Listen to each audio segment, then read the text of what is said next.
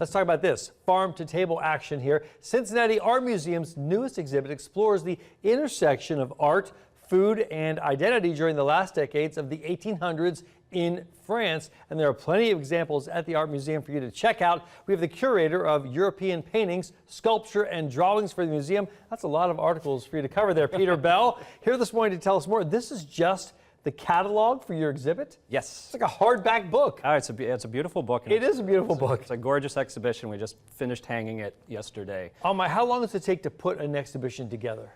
This has been in the works for maybe 5-6 years. Oh my gosh, that long? No wonder you need a hard book catalog to go with it. This is great. So farm to table, I mean, I know there are so many beautiful still lifes out there. And people, there was a point where art switched from being, just pretty faces of idyllic things to people painting actual scenes of real people doing what they do, whether it was on the farm or eating. And like here, we're seeing some pastoral scenes. Tell me what this whole exhibit's about. Yeah, you're spot on. In the last 3 decades of the 19th century, art and food really come together in France to help define that country's identity and the identity of the French people.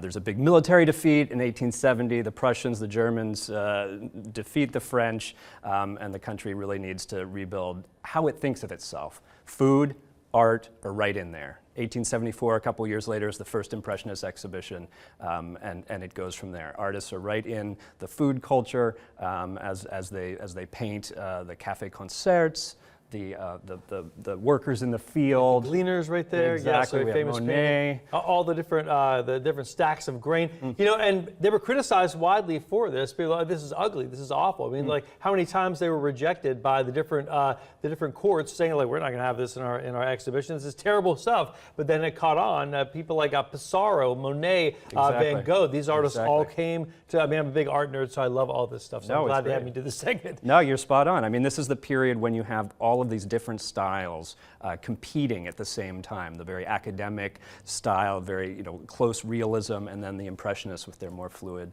styles of light. Why do you think that people became? I mean, I know most of you look at some of the older paintings up to this point where they're very idyllic scenes, a lot of cherubs, a lot of angels, a lot of religious themes. But now we're kind of looking into ourselves, right? They want to see themselves in what they're looking at. That's right. It's painting and art in general becomes really interested in daily life, the life of the bourgeois in the cities, the life of the peasants in the country, and the argument is all of this is around crafting identity for the French.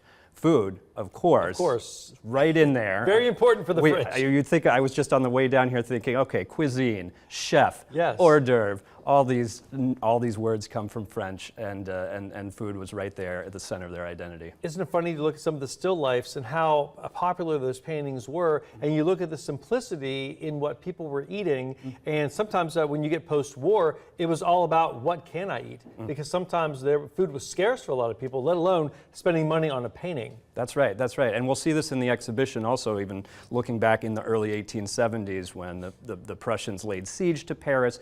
There was no food in the city. They were reduced to eating the zoo animals even. It was severe privation. The artists were right there documenting it all. All right, so where is this in the museum when you walk in? I know the Tintoretto, I went up and saw that, was really, really cool. That's still there, right? Yes, still there on through the last day of August. All right, so where is this? Because Tintoretto was like straight back. Right. Where is this located? Tintoretto's across from the cafe, but for farm to table, if you come straight in the entrance, get your tickets at the desk, unless you're a member, and then you can always get in free. To the exhibitions, and it's straight ahead up on the second floor in our big exhibition gallery. And it took you guys how long to get all of this hung and put up there? June 13th, by the way, till September 21st. Yes, we got it up in 2 weeks time, and it's putting the finishing touches on it now.